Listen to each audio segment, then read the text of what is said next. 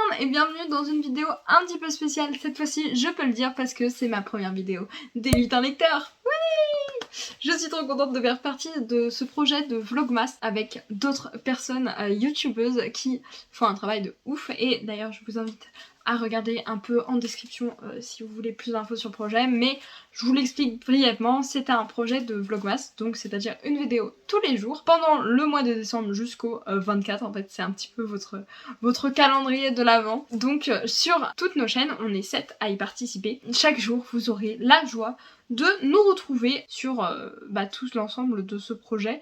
Et donc chaque jour, vous avez le droit à une vidéo. Et moi, je serai là tous les lundis avec vous. Voilà, j'espère que vous êtes contents. Let's go. Merci à Lizzie de la chaîne Lizzie Baskerville de m'avoir invité. Vraiment, c'est un projet trop cool et je suis ravie d'être ici. Et du coup, pour cette première vidéo pour moi du challenge, eh bien je vous ai concocté quelques recommandations de lecture d'hiver. Parce que l'hiver, on le sait tous, ne mentez pas à vous-même et à tout le monde, on le sait tous, ça commence le 1er décembre. Hein. Techniquement, oui, c'est aux alentours du 20 décembre, mais voilà, on sait, toi, moi, on sait.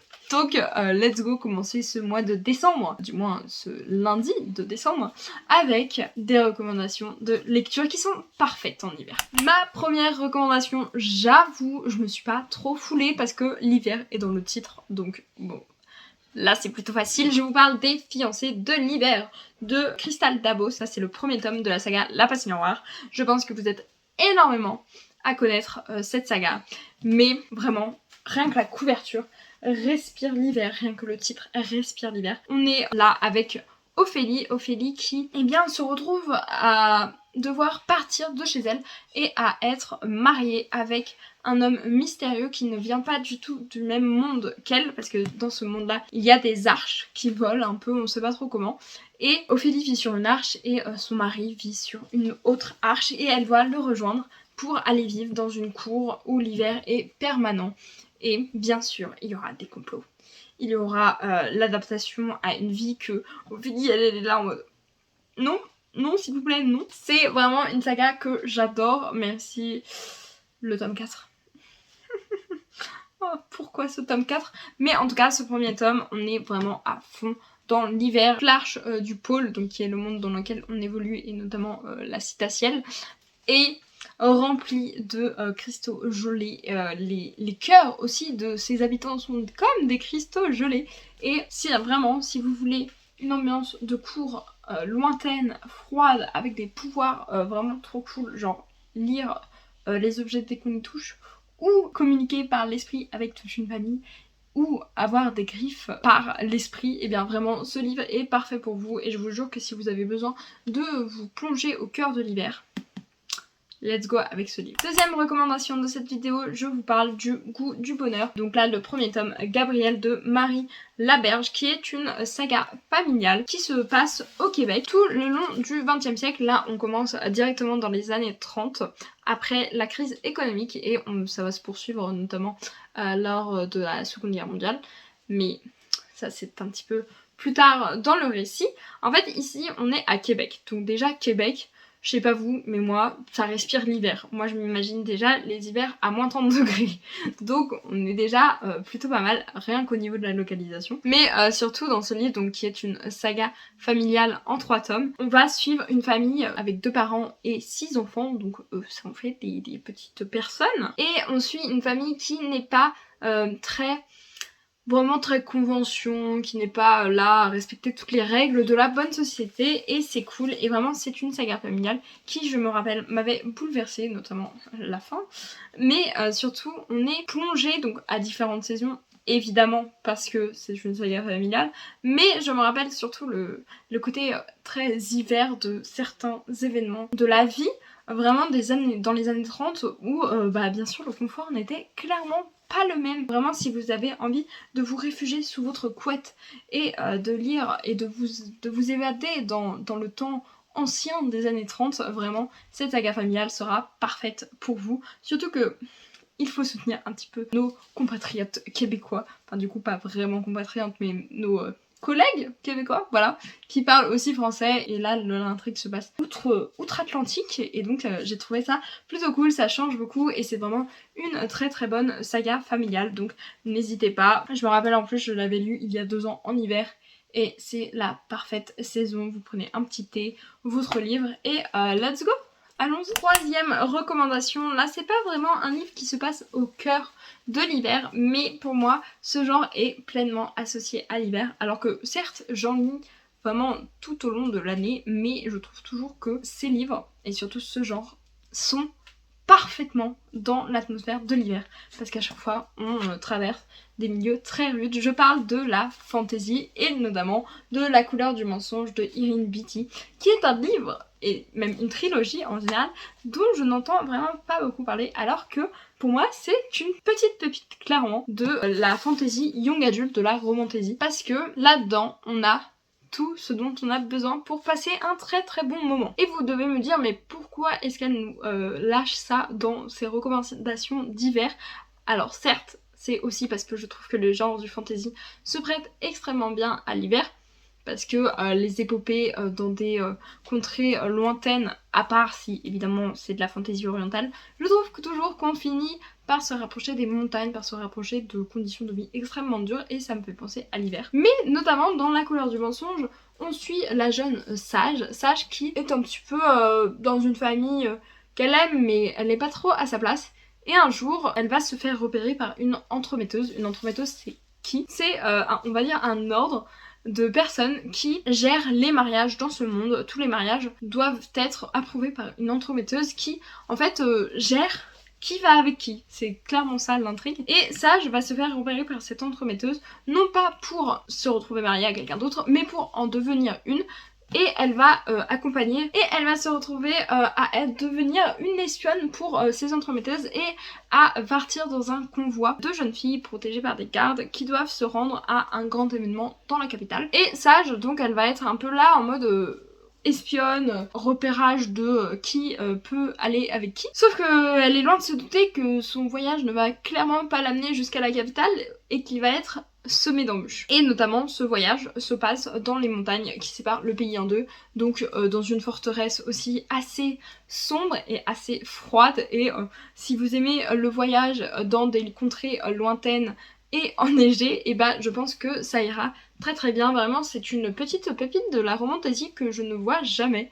Et pourtant, vraiment, je vous jure, c'est un très très bon livre. Je me rappelle avoir passé un très très bon moment. Et en plus, si vous lisez ce livre en hiver, le tome 2, lui, c'est pile de la fantasy orientale. Donc vraiment, comme ça, en plus, vous pouvez alterner les saisons. Donc vraiment, si vous aimez la romantasy, si vous aimez les identités cachées, si vous aimez les péripéties rocambolesques, La couleur du mensonge, c'est parfait pour vous. Ensuite, toujours dans le genre de la fantasy, parce que là je trouve que le contexte s'y prête bien, je vais vous parler d'Eragon de Christopher Paolini, qui est un livre qui, je pense que vous connaissez, parce que c'est un grand classique de la fantasy jeunesse, young adulte. Même si c'était catalogué jeunesse, je pense que c'était surtout parce que la young adulte n'existait pas trop, parce que pour moi, c'est plus young adulte, clairement. Mais là n'est pas la question. Donc ça c'est de la high fantasy, c'est-à-dire de la fantasy épique, où on a vraiment des codes très classiques de la fantasy, avec des dragons, des nains, un élu qui va devoir mener une quête et sauver tout un peuple. Voilà, si vous voulez le pitch très rapidement. Mais je trouve qu'Eragon ça va plus loin, parce que on a une relation avec Eragon et Saphira, son dragon, qui est juste trop belle. C'est une des relations que j'aime le plus. De toute façon, les relations entre humains et animaux magiques, c'est toujours celle que je préfère, parce que je trouve qu'on explore différentes choses. Et Eragon découvre l'œuf de Saphira, son dragon, dans des montagnes un petit peu froides, hein. Vraiment, c'est pas une vie que je recommanderais à tout le monde. Et Eragon, dans son périple, va vraiment, donc dans ce tome-là, mais aussi dans les autres tomes de la saga, qui est en 4 tomes, explorer tout ce monde et se retrouver clairement là où l'hiver est le plus froid et le plus glaçant. Et donc dans ce livre, notamment au tout début, on est dans un de ces petits villages perdus dans la montagne. Nous, on est là avec notre verre, plutôt notre bol ou tasse de chocolat chaud, sous notre couette bien au chaud, pendant qu'on laisse Eragon se dépatouiller là dans ces montagnes. Et c'est vraiment une lecture que je vous recommande pour l'hiver. En plus, ce monde est assez bien construit, vraiment les personnages sont pépites. Eragon, un peu mon book boyfriend de l'époque, hein, clairement. Donc j'espère que vous passerez un très bon temps de lecture avec toute la petite troupe si jamais vous décidez de le lire ou de le relire, qui sait. Parce que en tout cas moi c'est vraiment une de mes sagas préférée et qui m'a vraiment confirmé que j'adore la fantasy. Voilà, c'est un peu un souvenir d'enfance que je chéris énormément. Et cinquième recommandation, là un petit peu un genre différent parce que je sais pas vous, mais moi j'adore lire de la poésie et pour trouver des recueils qui me plaisent, et bien c'est pas toujours très facile. Et avec le recueil Love Her Wild de Atticus, j'ai trouvé une petite pépite que j'aimerais vous partager. Ce livre, du coup, qui est partagé en 3 parties, donc Love, Her et Wild, est vraiment magnifique. C'est un de mes recueils de poésie préférés et même si je peux dire qu'il n'a pas de saison pour être lu, certains de ses poèmes résonnent tout particulièrement en moi quand arrive l'hiver, notamment l'un d'entre eux que je trouve n'est pas particulièrement romantique, ni poétique, ni voilà, il va peut-être pas vous transporter, mais je trouve qu'il sonne bien, je trouve qu'il sonne hiver. C'est I feel like girls who drink whiskey tell good stories. Et genre je sais pas, c'est des mots comme ça tout simples mais qui me font sourire et me font me sentir bien. Et vraiment il y a beaucoup de petits poèmes que je vois très bien qu'on pourrait lire avec son petit café fumant en regardant la neige tomber. Voilà, et vous me direz, oui, on peut aussi regarder ces poèmes posés sur un banc dans un parc avec vraiment la bise de l'été qui est là. Je vous dirais oui, mais c'est aussi un livre qui peut se lire en hiver et certains de ces poèmes vous toucheront plus parce qu'on est en hiver. Et vraiment pour les recueils de poésie, je conseille de les relire à différents moments de votre vie, à différents moments de l'année, et notamment Love Her Wild est parfait pour, je trouve, bien cette période. Surtout qu'il n'y a pas vraiment de référence à la nature qui s'éveille ou qui s'endort. C'est centré sur les sentiments, sur l'amour, sur les étoiles beaucoup. Et donc des moments qui peuvent être relus et re-relus à plusieurs époques de la vie. Donc voilà, c'est tout pour ces recommandations de lecture d'hiver. J'espère que ça vous a plu. Je sais que toutes les lectures ne se passent pas exactement en hiver, que certaines de ces lectures, on aurait pu se dire mais pourquoi est-ce qu'elle nous les met là? Mais plutôt que de vous montrer des livres qui se passent pleinement en hiver, j'ai préféré vous montrer des livres qui me font ressentir qu'on est en hiver, que je suis contente de lire quand on est en hiver. Parce que contrairement à l'été où là il est facile de trouver des livres avec la plage, avec les voyages, etc.